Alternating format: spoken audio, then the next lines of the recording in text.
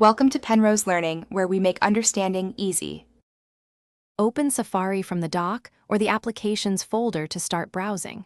Pinch the trackpad or press Command and space to reveal Spotlight. Type Safari and press Return to launch the app immediately. Choose Safari preferences from the Safari menu to configure settings. In general, set your Start page and enable iCloud tabs to sync across devices. Under View, enable the Favorites bar for one-click access. Right-click the toolbar and choose Customize Toolbar to add or remove icons for fastest workflow. Open a new tab with Command-T to keep browsing efficiently. Reopen a closed tab with Command-Shift-T if you accidentally close one. Use tab groups to organize related sites and switch quickly between collections.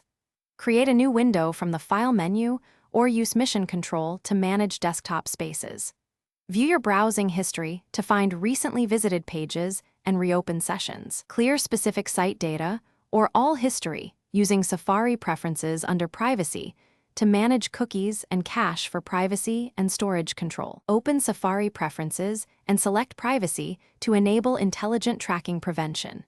Choose Block all cookies if you need stricter privacy controls for browsing. Use the Extensions tab to install and manage add-ons from the App Store securely. Turn extensions on or off per site for compatibility and performance. Use Reader View on article pages to remove ads and distractions for clearer reading. Adjust reader settings for font size and background color to improve readability on long articles and offline reading.